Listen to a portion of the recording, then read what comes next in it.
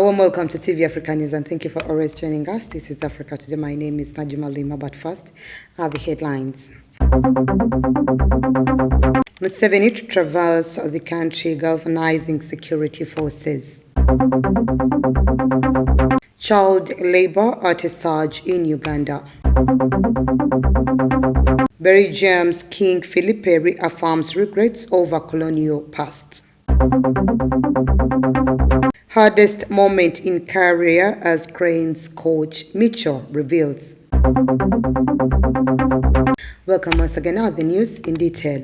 President Museveni, who is also the commander-in-chief of the armed forces, is said to meet the country's security chiefs. TV Africa has learned that the commander-in-chief will also meet security chiefs in charge of the regions of Elgon, Karamoja, Lango, Rwenzori, and Western Uganda, and the meetings will be held in the respective regions. We have more.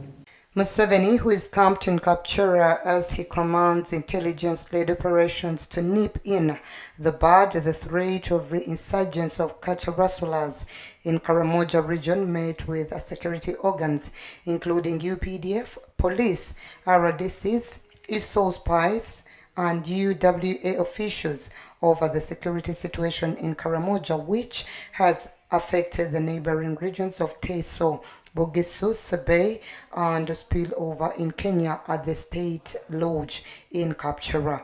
In 2019, President Museveni made a national tour of all barracks around the country to assess the welfare of the UPDF, listen to complaints of the rank and file in the army with a view to resolving some of them as part of the normal functions for a head of state who also doubles as the commander-in-chief of the armed forces in the country. The development comes on the backdrop of the operations commanded by the president himself, targeting Karamojong warriors who have since changed tactics in form of a network that involves criminals with guns, bows and arrows, stick squads that drive the cows, and collaborators.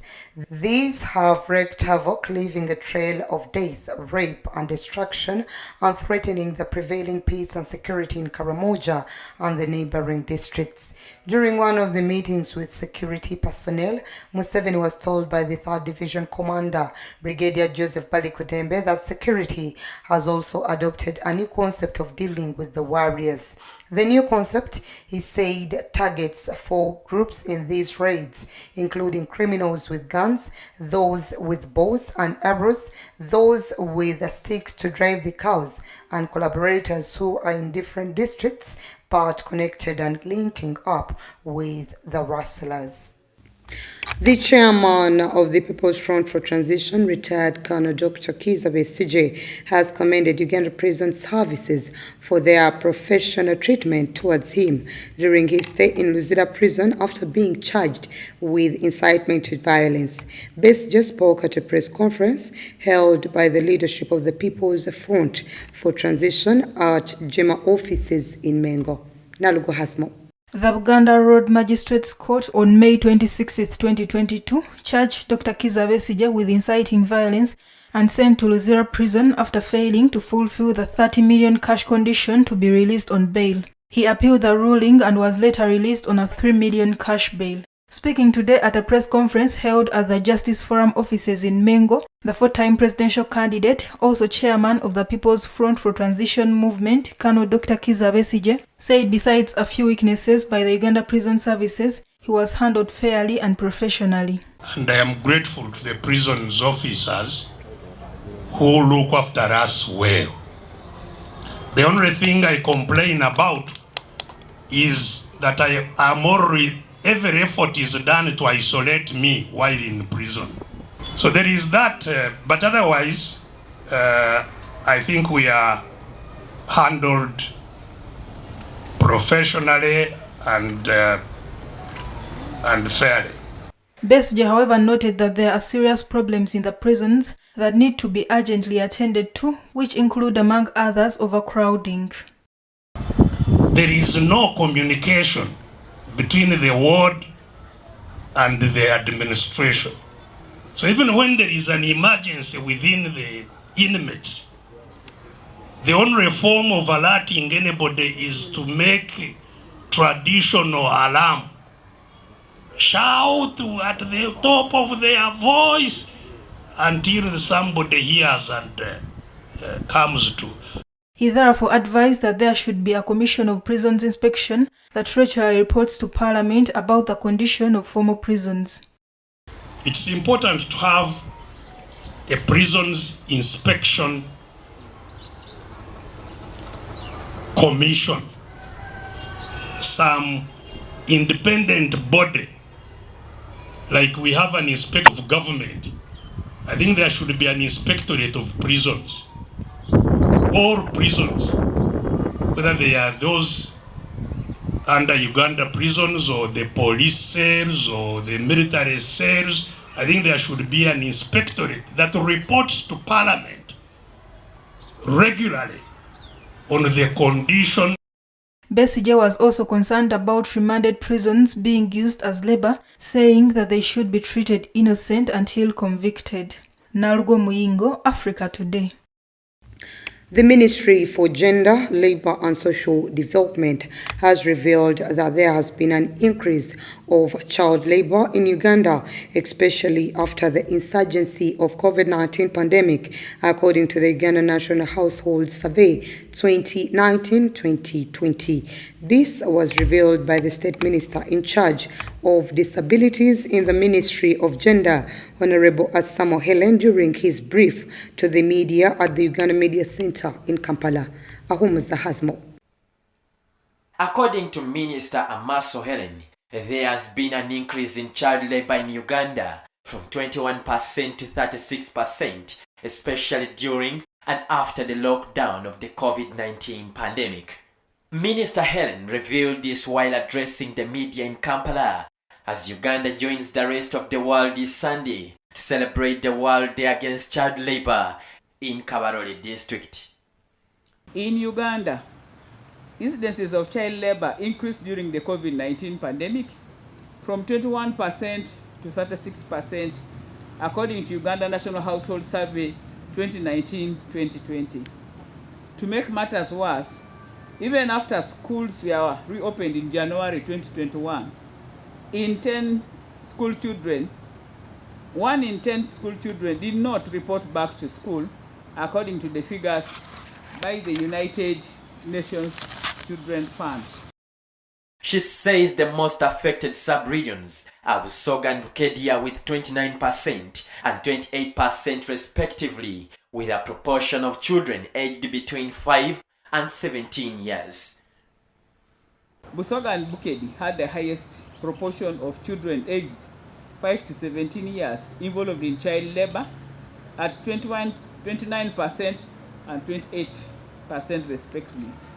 More children in the rural, 31%, than urban, 20% areas were involved in child labor, with household costs inclusive.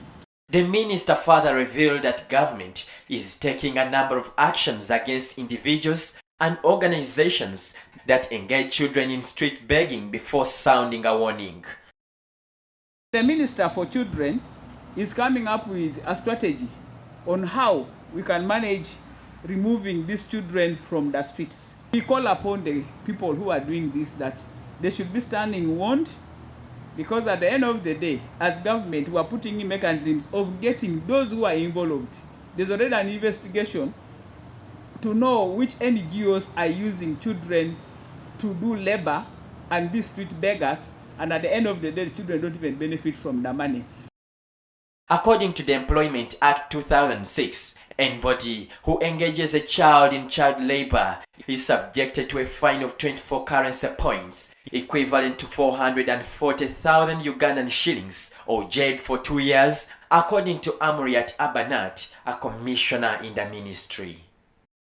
Anybody who engages a child in child labor activities is supposed to be jailed for two years minimum, and a fine of 24 currency points. This year's celebrations for the World Day Against Child Labor will be held under the theme Universal Social Protection to End Child Labor.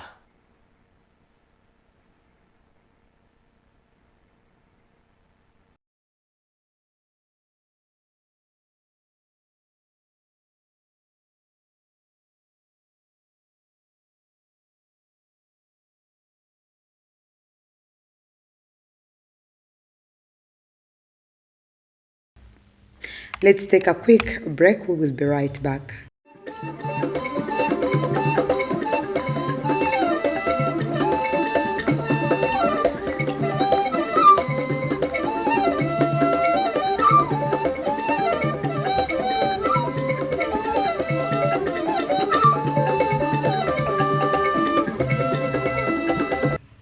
Welcome back. You're still watching TV Africa News, the right to know.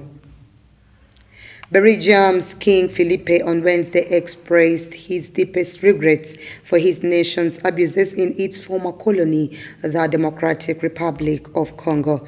During a speech on his first official trip to the country, he said that Belgian colonial rule had been unjustifiable and racist. Belgium's King Philippe's speech came 2 years after he made similar comments on the 60th anniversary of Congo's independence.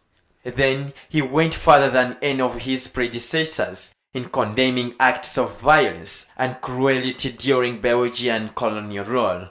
Belgium has faced a reckoning over its colonial past in recent years, particularly around the commemoration of Congo's 60th anniversary of independence in 2020. That year, Belgium took down a statue of King Leopold II, who plundered Congo during his 1865 to 1909 reign and forced many of its people into slavery to extract resources for his own profit.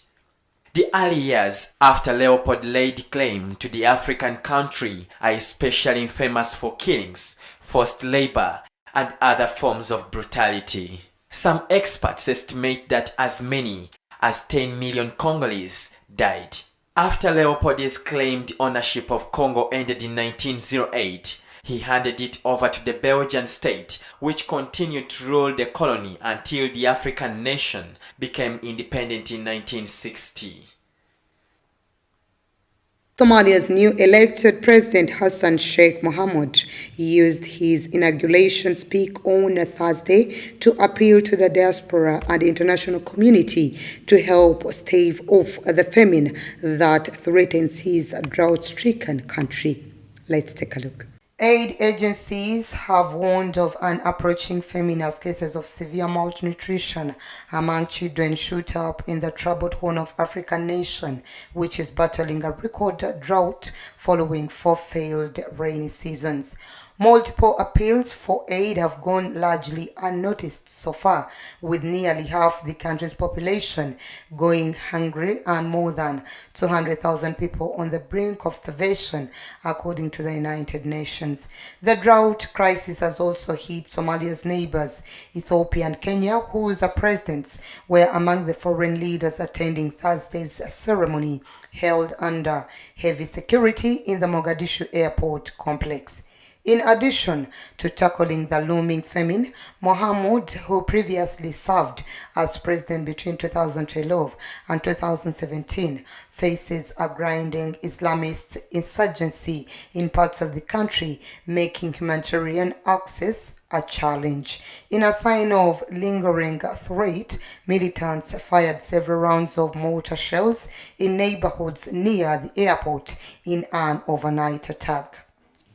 Away from that, Mozambique was unanimously elected on Thursday as a non-permanent member of the United Nations Security Council.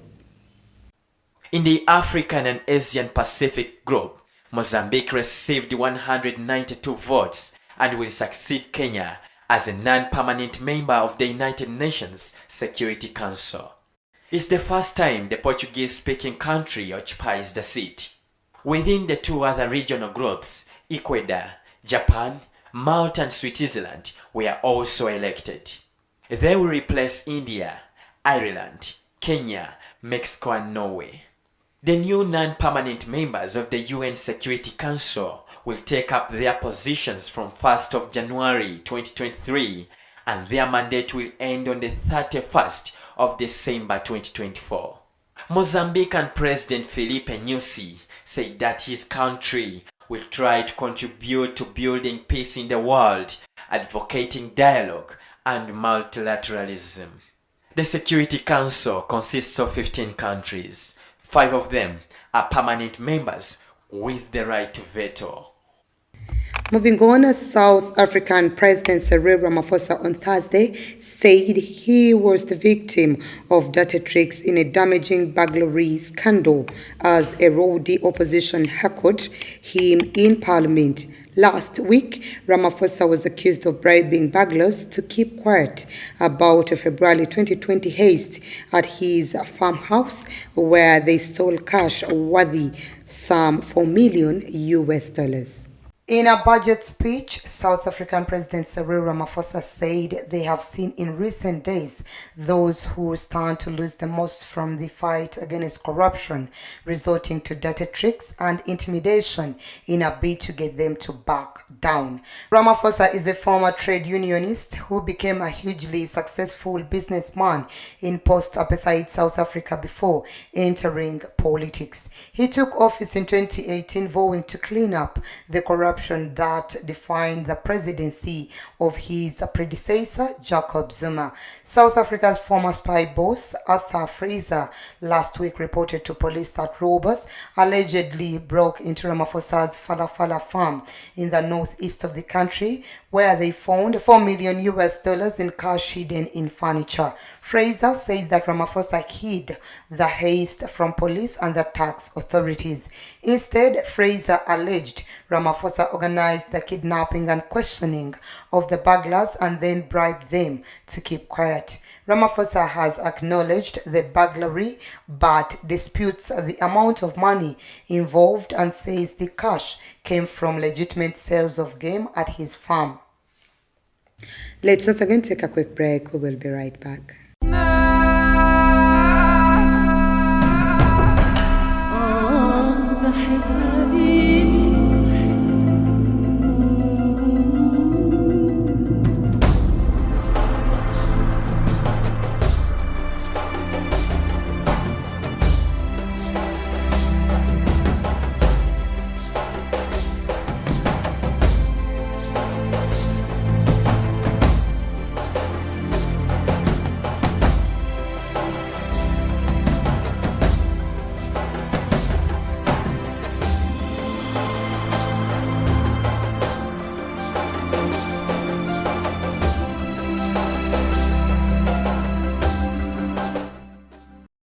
Welcome back. You're still watching TV Africa News, the right to know. In our business news today, Algerian President Abdelmadjid Tebboune hosted his Venezuelan counterpart Nicolas Maduro in Algiers on Thursday. The South American leader arrived in a North African nation on Wednesday evening for what Algeria's state news agency called a two-day working and a friendship visit. Algerian President Abdelmadjid Tebboune announced at a joint press conference that direct flights between Algiers and Caracas would soon be launched. Algeria, Venezuela are members of the OPEC oil cartel, and their governments expressed their wish to work more closely on fields like oil and gas. To do so, Maduro announced that Algeria-Venezuela Joint High-Level Commission would be reactivated to draw up a new map of cooperation for both countries' prosperity. To move forward in that direction, Nicolas Maduro said the Algeria-Venezuela Joint High-Level Commission would be reactivated to draw up a new map of cooperation for both countries' prosperity. Maduro's visit to Algeria follows a visit in Turkey. It also came a day before U.S. President Summit of the America kicked off, a summit to which Maduro will not attend.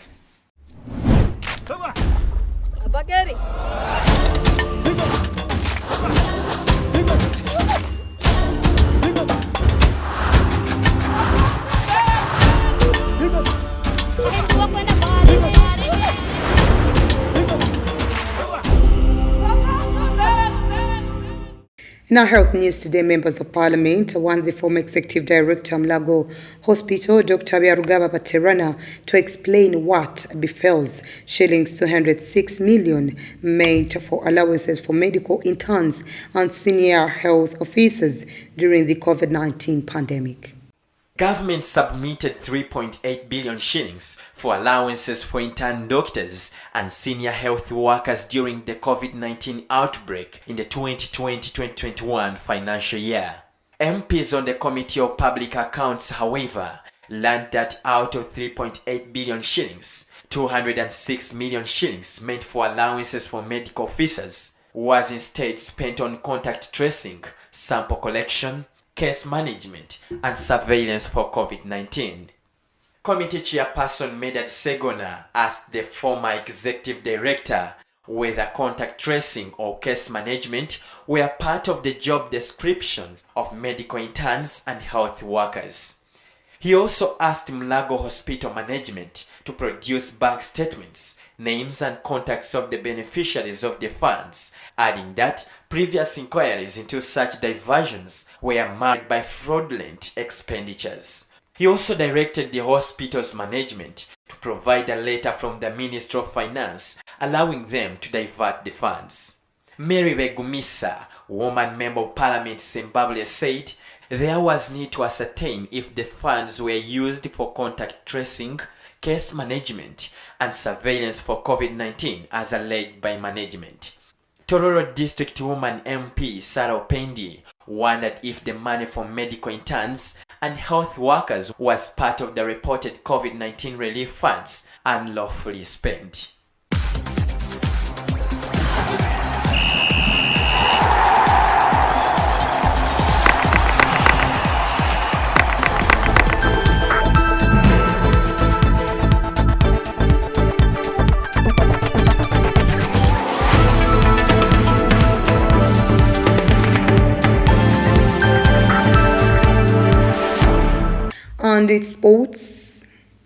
And in sports, Milton Michos Ledojovic had admitted that he's facing the hardest moment of his career as a Uganda Cranes coach. Over 2 stints, the Serbian was in charge of his 102nd game as the Cranes drew 1-1 with Niger to remain at the bottom of Group F after 2 match days with a single point.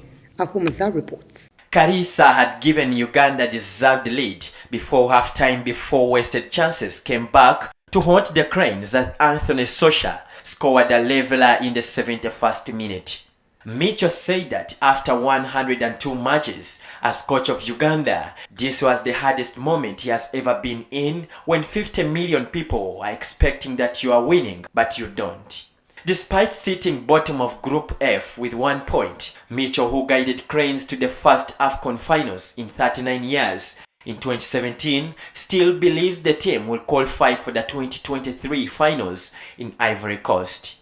However, in the main league between Uganda, Niger and Tanzania, Micho and company believe that they have everything and what it takes to take second place and qualify for the AFCON. Uganda's next assignment in the competition will come against Taifa Stars in September. That was the news. Thank you for always keeping it. TV Africa, please do stay tuned.